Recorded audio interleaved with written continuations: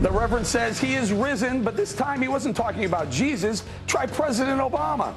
Al Sharpton creating a firestorm, saying the president was crucified, but now is resurrected. Really? We're revving up that debate. Plus, they're nothing more than domestic terrorists. The Senate Majority Leader calling citizens who went to Nevada in support of the Bundy ranchers domestic terrorists. Apparently, Harry Reid and our big old government have a big beef with the supporters of freedom. Why this has nothing to do with cattle and everything to do with government intimidation.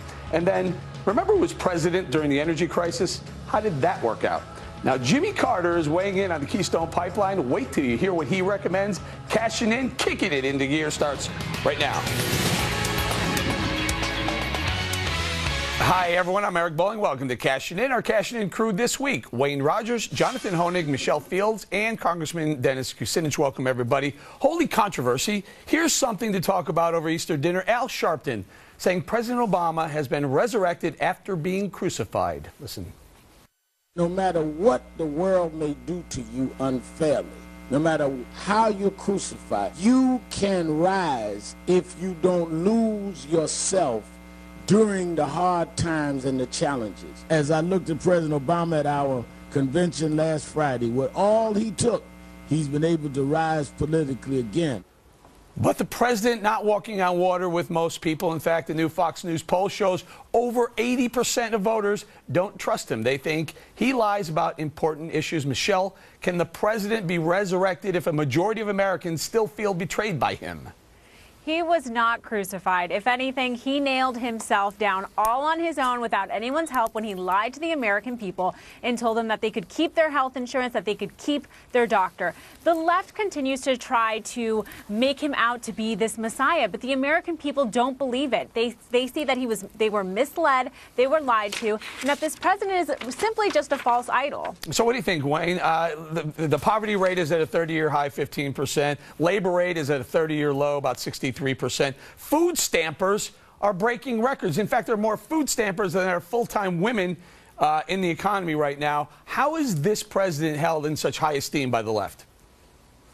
He's held in high esteem because the media doesn't expose him. That's why. Listen, the man has lied, documented 252 times to the American public. That's documented lies. I mean, the ones about health care, obvious, yes. You can keep your doctor, yes. You can keep your plan, yes. Those are all obvious lies. But the press does not nail him. The press doesn't go to bat for him. And they go to bat for him. I mean, you read Andrew Rosenthal in the New York Times. I mean, he's an apologist. These are people who are constipated by their own ideology, that they cannot see that this man is telling a bold-faced lie right to their face. Congressman the man Kucinich, probably, under other circumstances, should be impeached. Congressman Kucinich, you have to admit that the president has told some whoppers over the last 6 years. Well, I've challenged this administration and the previous administration without regard to party, and I would say that it's a consistent problem when people don't trust their government. What Reverend Sharpton was talking about wasn't so much comparing President Obama to Jesus Christ as was talking about that there's personal redemption for everyone.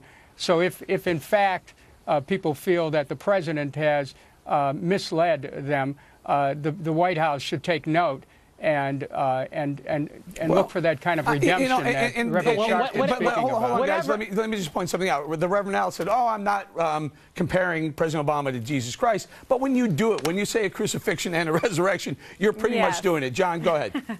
Eric, consider the source for a moment here.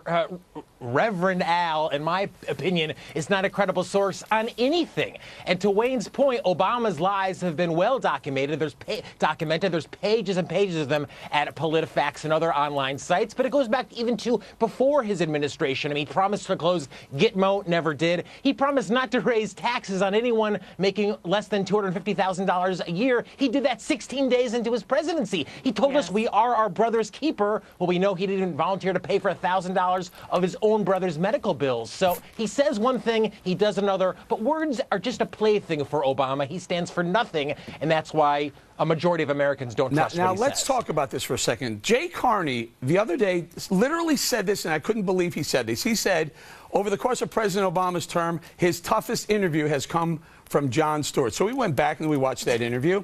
Take a look at a little piece of that interview. The questions are going to get a little bit tougher. How many times a week does Biden show up in a wet bathing suit to a meeting?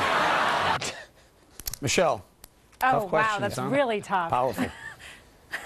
That's terrible. You know, the media, just like what Wayne said, they don't hold this president and this administration accountable. That's the reason he's able to get away with so much. If this was Bush, they would be all over the place, all on him. But because it's Obama, it's fine. They let it just pass. So, Wayne, you pointed out that the media does give him a pass. If that's his toughest interview, maybe he should be sitting down with people who might give him a tougher interview.